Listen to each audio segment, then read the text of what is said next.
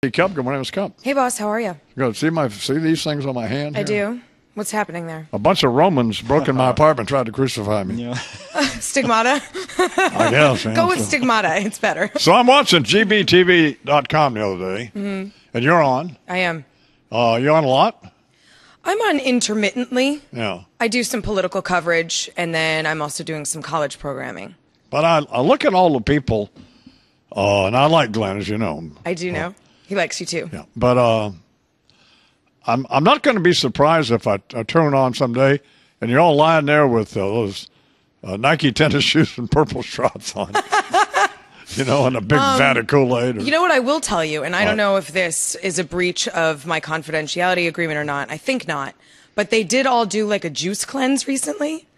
And I walked in and I heard that they were doing this because I'm not in the office all the time. And I was like, uh-oh, this is the beginning of the end. Well, my They all wife survived it, though. My wife got him on a raw food, whole food diet, food program. Right. So I don't know if he's still on that or not, but I'm not sure. It's, it's a really great place to work. You know him. He's a great employer, super creative. We all have a lot of fun. I don't know that he's a great employer. He is. Okay. He's great. Do you know, actually, he's the only employer in Manhattan that pays for the insurance full stop of all of his employees. Really? Yeah. I mean, it's a pretty great place to work. No.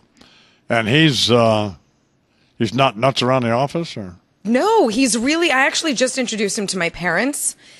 And my mom said, he's so calm. He's so he's soft-spoken. I mean, he's excited and enthusiastic, but he's really, he's a normal guy. He has a great sense of humor, which many people don't. Most people don't remember from like his earlier radio days. He's hilarious. Yeah. He's really funny, But lighthearted, down to earth. Yeah. Something happened. Love you, boss. Something happened, didn't it? Nothing happened. Yes, it did. The little green people got inside of his head, didn't they?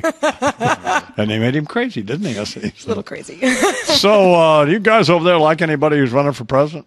Well, I won't speak for Glenn, and I know that he's undecided. Yeah. And I don't know where I'm at. It's such a weird moment for conservatives because now that Christie and Palin have announced they're not running, we sort of have to pretend, oh, we really like these guys. We really like this field. Forget the fact that we were apathetic and begging everyone else to run.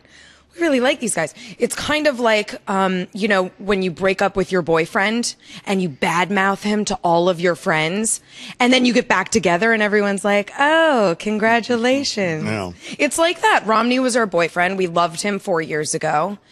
And now conservatives spent about 6 months begging anyone else to run. And now conservatives are going to turn around and pretend, no, we actually really like him. He's great. It's going to be weird. It's 18 till the hour here in the Irish Wine program. We're talking with SC Cup. Neil Cavuto was on one morning. We're on the radio all over the country, and that's what Fox simulcasts our radio program. So I always think of it.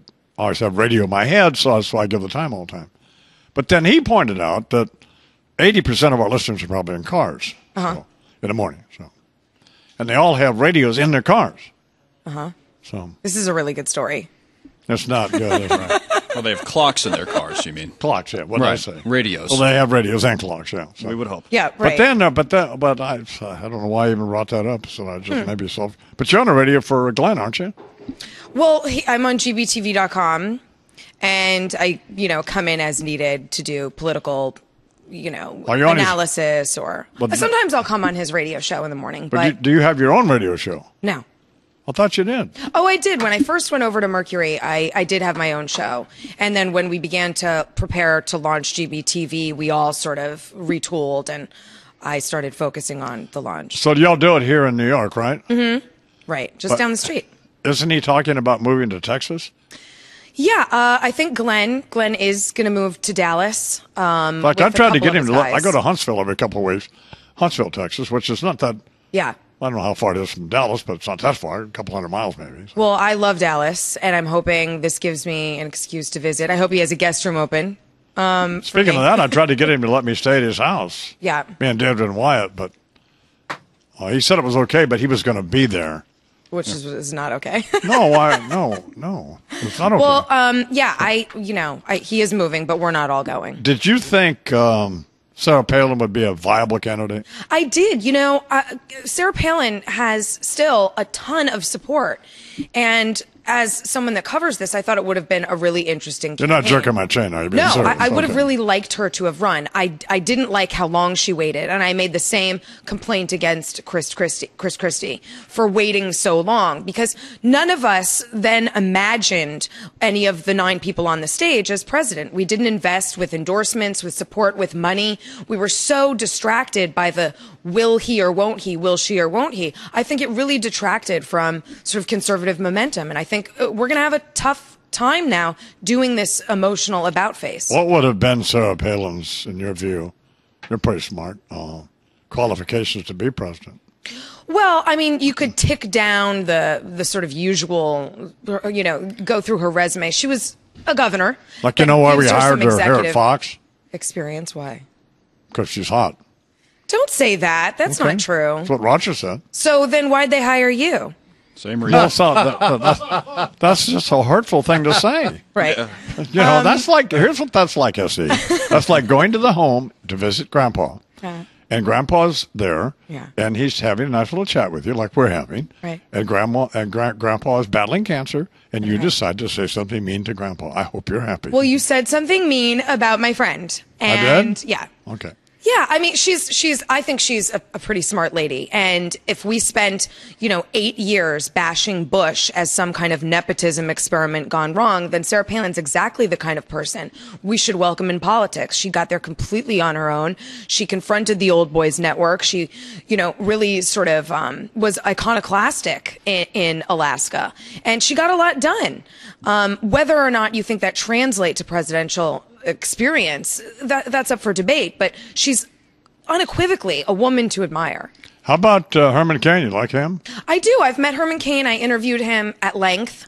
I gotta tell you, he is so nice and sincere and authentic. I mean, you can't help but like Herman Cain. I'm not surprised he's doing so well.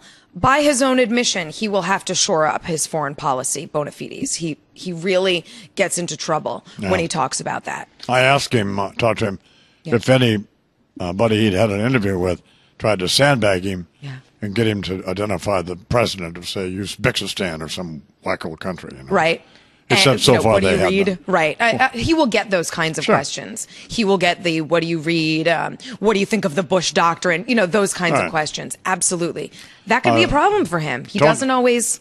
Tony Powell, who's an African-American, is a regular on this program, said that it was like meeting Bigfoot for him. So. Well, how so? A black Republican. The conservative Republican, right. So he does have that to contend with as well. But I kind of liked him. I mean, he's likable. He's not frivolous. So no, he's likable, and when he talks domestic policy, especially the economy and jobs, it resonates. No. He is an outsider to the extreme. I think I do suspect the 999 plan would probably, once he got in office, become the 11-11-11 plan. And pretty soon the 15-15 plan. Pizza populism. We'll see how far that goes. Until it started to make sense. Well, you're always a good guest, and I'm glad you're doing well over there. So nice to see you again. Say hi to Glenn and I will. All the wackos over there.